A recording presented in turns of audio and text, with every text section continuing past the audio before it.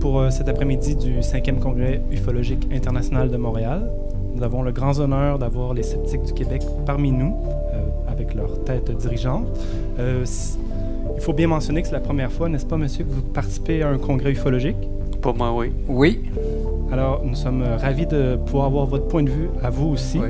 Le public sait peut-être que moi aussi, je fais partie des sceptiques du Québec, avec lesquels je crois entretenir une bonne relation sur le plan de, non pas d'essayer de se convaincre, mais de se comprendre et d'argumenter, voir jusqu'où vont les arguments. Sur ce, nos deux représentants ici vont lire un texte de Vicente Juan Ballester Olmos, qui est un grand ufologue espagnol, qui a fait de l'ufologie pendant plus de 50 ans, comme qu'ils vont nous dire, et qui a eu tout un parcours. À vrai dire, il nous présente un texte et aussi une attitude qui met au défi l'ensemble des ufologues. Alors, nous sommes tous concernés par les arguments qui seront présentés par ces textes. Sur ce, accueillons-les. Merci bien.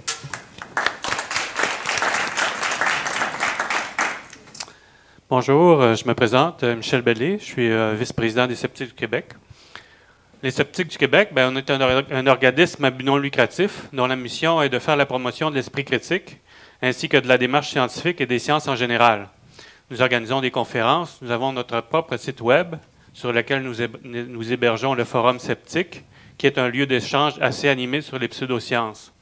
Nous publions aussi une revue, le Québec Sceptique. Vous trouverez sur la table ici, juste en avant de moi, quelques exemplaires gratuits du dernier numéro, d'ailleurs il est affiché ici, dans lequel nous avons publié un article de Yann Vadnet, ainsi que différents points de vue sceptiques sur l'ufologie. Vous vous doutez certainement que le point de vue des sceptiques est très critique face à l'ufologie. L'approche sceptique est incompatible avec des croyances qui se basent surtout sur des témoignages. Les scientifiques, comme les sceptiques, demandent des preuves concrètes. Et c'est précisément ce qui manque cruellement à l'ufologie après 70 ans d'accumulation de témoignages et de recherches. Il n'y a toujours aucun artefact d'origine extraterrestre qui a été montré. Aucune observation incontestable enregistrée avec des instruments technologiques performants. Par exemple, aucune photo ni aucune vidéo montrant clairement un ovni ou un extraterrestre de façon détaillée.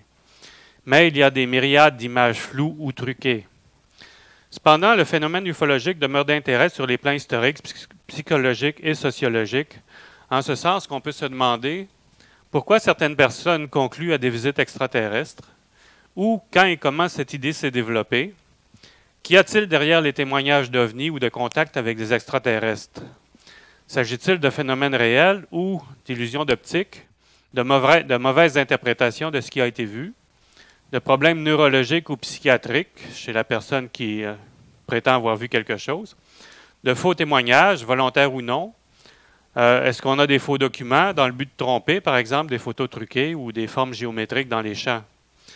Y a-t-il aussi derrière les observations un désir de développer une religion ou d'incorporer des éléments d'ufologie dans un cadre religieux? On pense ici aux Raéliens et à l'Église de Scientologie. Et dans certains cas, ça peut mener, dans des cas extrêmes, au niveau des sectes, à des suicides collectifs. Par exemple, avec Evans Gates et l'Ordre du Temple solaire, l'OTS.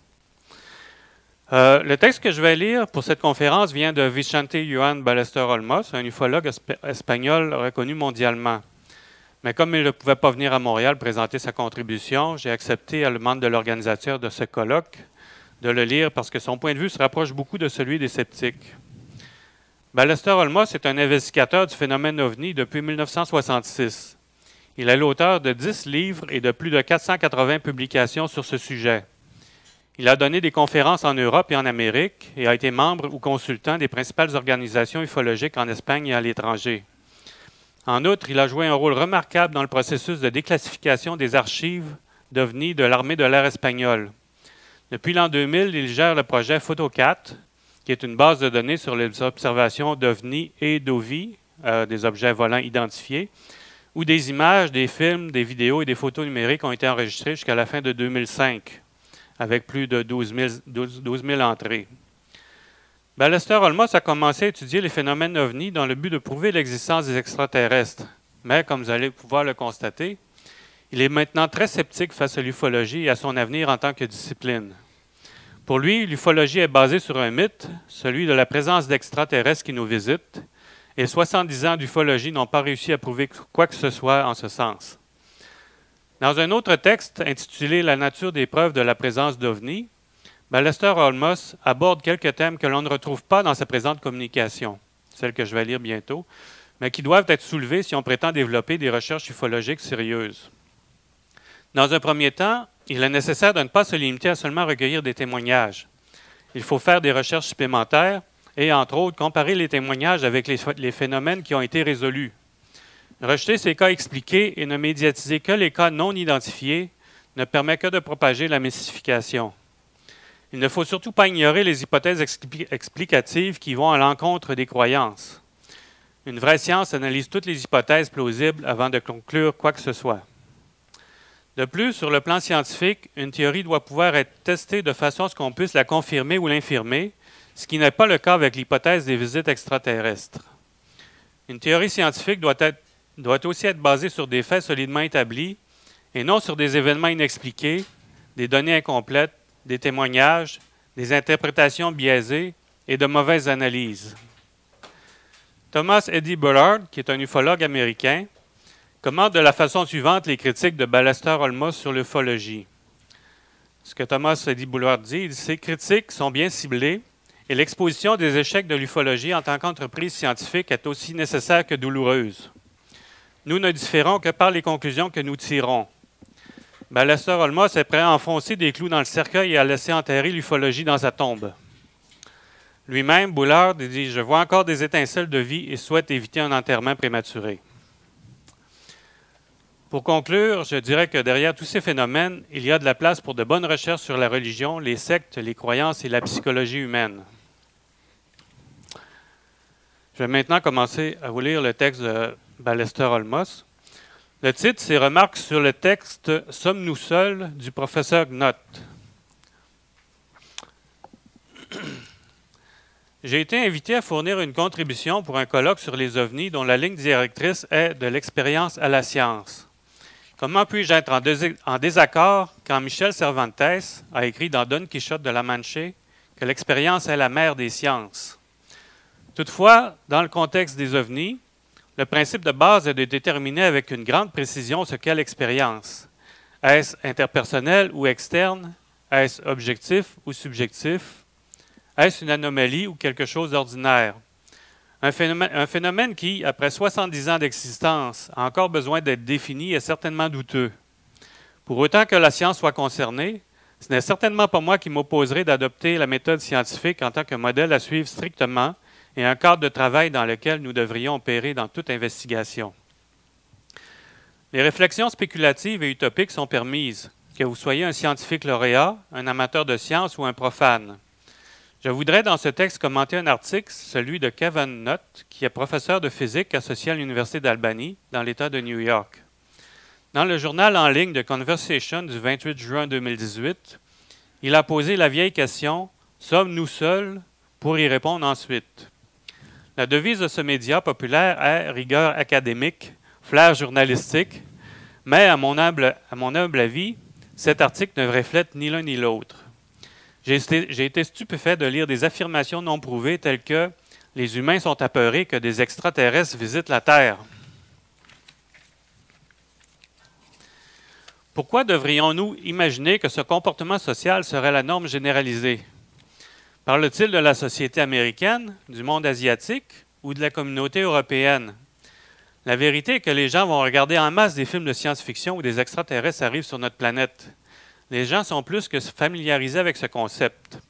Je gagerais même qu'une sympathie unanime pour ce concept est plus généralisée que l'antipathie ou la peur. Quelqu'un devrait faire un sondage. Seriez-vous effrayé si nous trouvions de la vie intelligente dans l'univers? Ou une question encore plus directe. Seriez-vous effrayé si des extraterrestres amicaux arrivaient sur Terre? Selon moi, la plupart des gens seraient séduits par cette possibilité. Peut-être pas autant que dans le secteur conservateur des États-Unis qu'en Scandinavie, mais globalement parlant, je suis certain que la curiosité et les espérances surmonteraient la peur. L'ennuyeux paradoxe de Fermi est aussi évoqué. Si en théorie il y a de nombreuses civilisations avancées technologiquement dans notre galaxie, pourquoi ne nous ont-elles pas encore contactés? Bon sang! à cause des distances et des limitations de vitesse, ou parce qu'ils ne nous ont pas trouvés, ou parce que nous sommes inintéressants ou dangereux. Il y a tellement de réponses possibles. En fait, il n'y a aucun besoin d'invoquer des vaisseaux extraterrestres comme explication de lumière vue dans le ciel. L'auteur note semble s'alimenter aux rumeurs. Ce qu'il dit, il dit « Beaucoup de gouvernements autour du monde ont caché et classifié l'information à propos de telles rencontres. Oui, durant des décennies, les gouvernements ont été incapables de s'occuper des signalements d'OVNI faits par les citoyens et les militaires responsables de l'espace aérien ont scellé les données sous cette clé par pure ignorance et par une tendance exagérée à utiliser les mises sous-scellées. Mais tout ceci est déjà de l'histoire ancienne. Même un professeur de physique doit faire ses devoirs. Dans les dernières années, plusieurs nations ont entièrement déclassifié leurs archives d'OVNI et les ont placées dans le domaine public, étant donné que rien de scientifiquement extraordinaire n'a été détecté, ainsi qu'aucune menace à la sécurité nationale ou aérienne. Cependant, l'article que je commande favorise la mauvaise impression que les gouvernements en savent plus que ce qu'ils déclarent, et la fable conspirationniste continue. Pour moi, il est impardonnable pour un membre de la communauté académique de disséminer de l'information fausse, non confirmée. Note affirme aussi « Le sujet des ovnis est un tabou ». Ça, c'est une autre idée à la mode. A-t-il fouillé l'histoire de l'ufologie? Il devrait être au courant que beaucoup de scientifiques respectés ont étudié ou se sont attaqués au mystère des ovnis au cours des années. La littérature populaire, tout comme les revues Science et l'Astrophysical Journal, ont publié sur le sujet des ovnis. Il doit bien y avoir une 50aine de livres sur les ovnis écrits par des scientifiques. À l'échelle mondiale, plus de 300 thèses de doctorat ou de dissertation universitaire ont couvert le problème des ovnis. À vrai dire, le travail académique qui cherche à examiner le développement et l'accroissement des histoires d'ovnis est tellement intense sur tous les continents que garder à jour une telle chronologie est difficile. À titre d'exemple, quelques-uns de ces travaux universitaires publiés dans les dernières années. Ici, il donne 3 exemples. La thèse de doctorat de Jean-Michel Labrassard, le modèle socio-psychologique du phénomène OVNI, un cadre conceptuel interprétatif en sciences humaines, en 2016. La thèse de maîtrise de Rodolfo Gautier Cardozo dos Santos, en espagnol, et je vous donne le titre en français, c'est l'invention des soucoupes volantes en 2017. 3e exemple, la dissertation d'Isabelle Kerr, Flying Saucers and UFOs, An Investigation into the Impact of the Cold War on British Society, 1950-1964, qui a été publiée en 2015. Mais est-ce vraiment un thème tabou? Elle dit, pas du tout. La réalité est que les scientifiques, une fois qu'ils ont révisé le degré d'évidence, se sont convaincus qu'il n'y a rien qui puisse faire avancer la connaissance scientifique actuelle en examinant les signalements d'OVNI. Si un sujet donné est rejeté par les promoteurs de la science établie, cela ne veut pas dire que c'est tabou. C'est seulement que ce sujet est reconnu comme non scientifique et sans valeur. Qui donc, dans le monde professionnel, éviterait un sujet qui pourrait potentiellement propulser sa carrière? Un investigateur en sciences naturelles ou en physique éludera un tel sujet de recherche seulement s'il juge qu'il n'apportera aucun bénéfice scientifique. Par contre, la littérature scientifique sur les ovnis est vaste, diversifiée et significative. Un exemple, récemment, j'ai compilé une revue critique de littérature strictement dévouée à la conception des vagues d'ovnis, c'est-à-dire aux augmentations subites et marquées de signalements d'ovnis sur une période déterminée. Au cours de ma recherche, j'ai découvert que le nombre et la qualité des articles académiques étaient très élevés et d'envergure internationale. Les travaux académiques abondent sur les multiples aspects du problème des ovnis.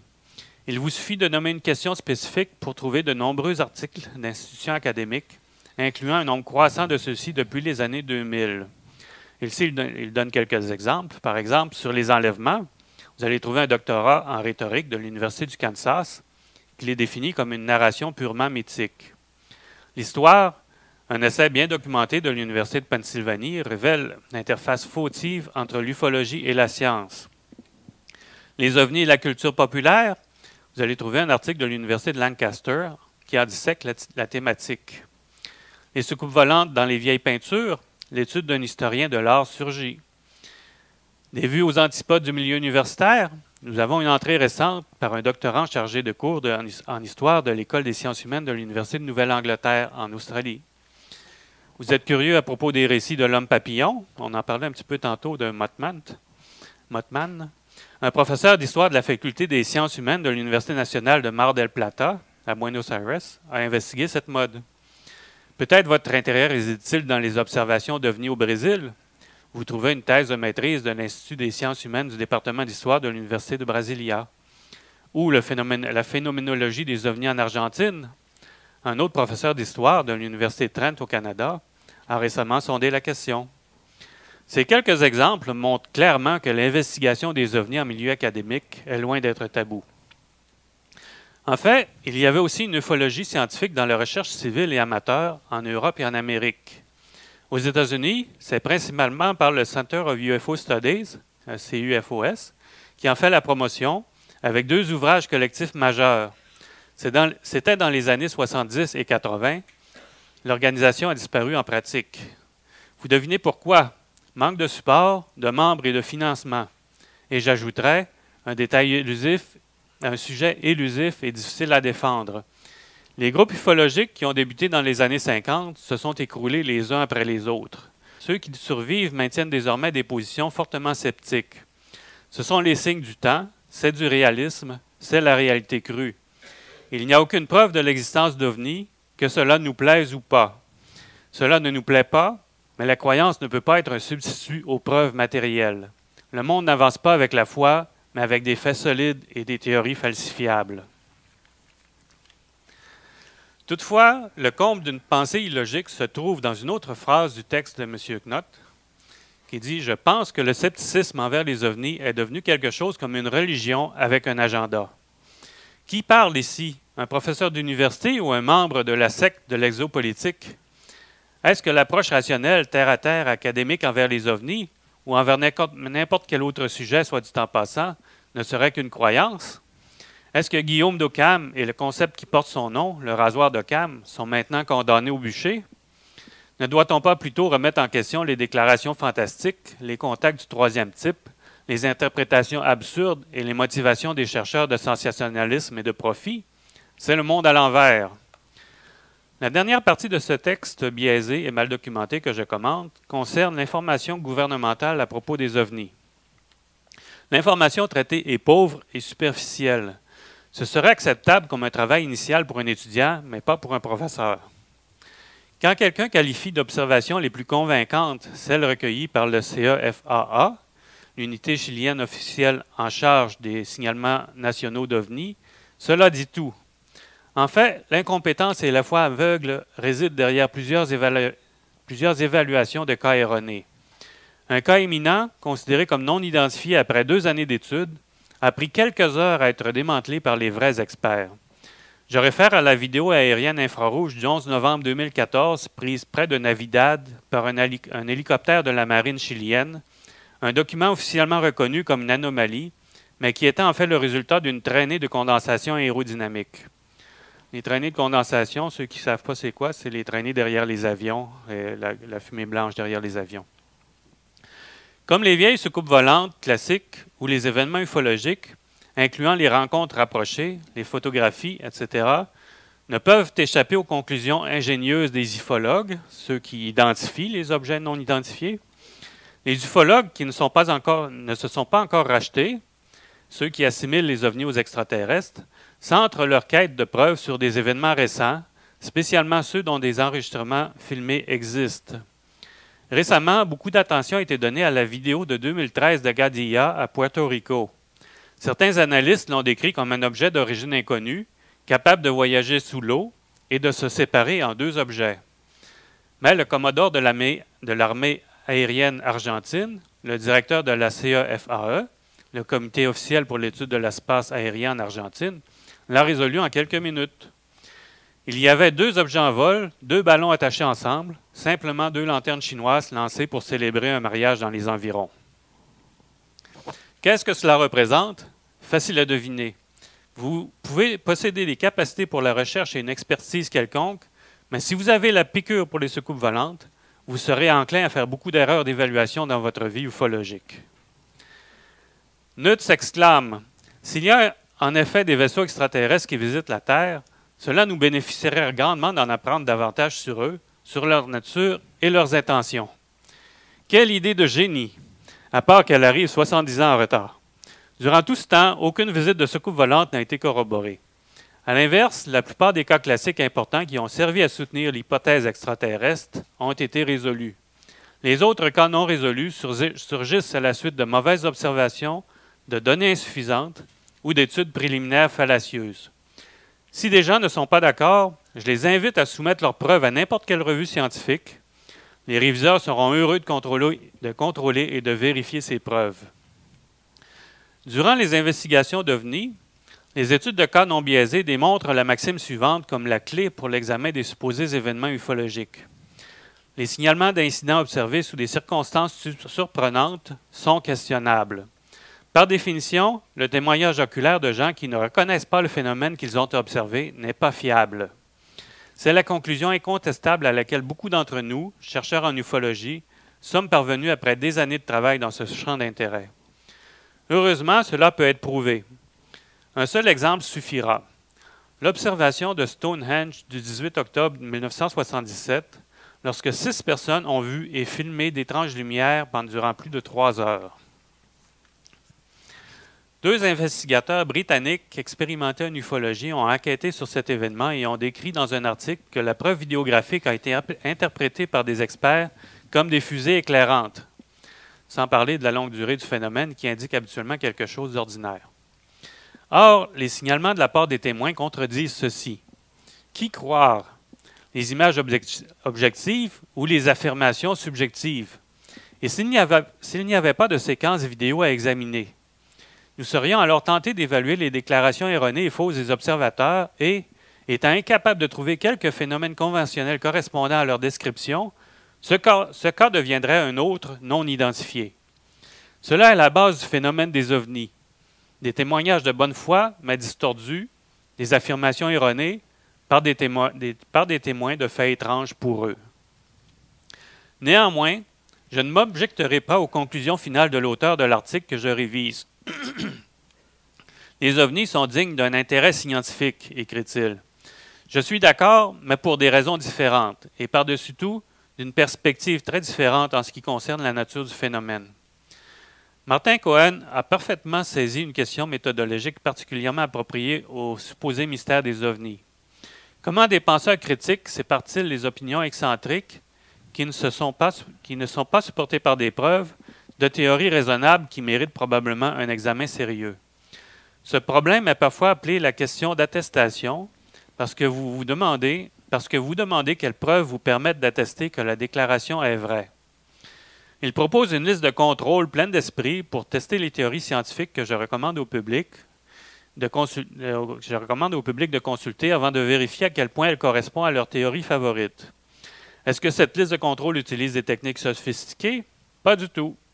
Ça parle de sens commun, de biais de la part des auteurs, de l'emploi honnête des statistiques, de référence à d'autres auteurs, du potentiel d'explication. Est-ce que ça explique tout ou seulement une partie du phénomène? Ça parle d'ouverture d'esprit et du nombre d'hypothèses prises pour acquises qui peuvent affecter les conclusions. La faiblesse de l'hypothèse extraterrestre et du postulat de soucoupe volante apparaît alors clairement. Parce que si la précision, la quantification et la capacité de prédiction sont des aspects réguliers dans le développement de n'importe quelle théorie rigoureuse, alors l'ufologie est dans le champ. Si ce champ d'études a toujours voulu devenir une discipline à part entière, cela a été définitivement raté. Sir William Thomson, appelé aussi Lord Kelvin, parlant au 19e siècle à propos d'autre chose, a très distinctement défini un des problèmes affectant l'ufologie, quelque chose qu'elle n'a jamais été capable de produire avec constance. Mais quand vous ne pouvez pas le mesurer, quand vous ne pouvez pas l'exprimer en nombre, votre connaissance reste maigre et insatisfaisante. C'est ce que disait ici Lord Kelvin. La création d'une science était un objectif quand, il y a quelques décennies, certains d'entre nous pensions que l'objectif principal était la recherche de motifs communs, de patterns, parmi l'éventail des signalements, jusqu'à ce que nous nous apercevions que les données étaient incohérentes et inconsistantes. En d'autres mots, jusqu'à ce que nous découvrions qu'il n'y avait pas un seul et unique phénomène, par conséquent pas une seule origine, mais une panoplie de phénomènes et de stimuli divers d'origine disparate. Cela m'a pris des décennies de recherche pour en arriver à comprendre ça. Beaucoup d'autres collègues partout dans le monde sont arrivés à la même conclusion. D'autres sont encore égarés sur ce chemin vers une meilleure appréhension du phénomène. Permettez-moi de clore cette brève contribution au Congrès ufologique international de Montréal de 2018 avec ce qui est considéré comme le paradigme de l'ufologie. Un événement qui manifesta d'abord un degré suffisamment d'étrangeté et qui a été étudié en détail par des scientifiques non sceptiques sans qu'ils puissent y trouver une explication, mais qui fut analysé autrement des années plus tard, ce qui a permis de trouver une solution complète et satisfaisante. Je me réfère à l'observation d'OVNI qui s'est produite au-dessus de Montréal le 7 novembre 1990. L'investigation initiale avait conclu que c'était un grand objet étrange et silencieux suspendu dans les airs. Cependant, une récente réévaluation française de cette observation a exposé d'une manière convaincante, selon moi, que c'était juste un phénomène atmosphérique connu, ce qu'on appelle des piliers de lumière, aussi simple et aussi compliqué que ça. Les piliers de lumière, c'est des lumières artificielles qui sont reflétées par certains types de nuages chargés de cristaux de glace. Si cette réfutation de ce cas emblématique d'OVNI au Canada ne satisfait pas les ufologues, je les invite à la contredire en suivant des arguments scientifiques similaires. Ceci devrait être la beauté de notre champ de recherche. Nous pouvons argumenter et discuter, mais toujours dans une atmosphère de collégialité. L'auteur tient à remercier Yann Vadnet pour la mise en forme du texte et la discussion constructive. Je laisse la parole maintenant à Louis Dubé.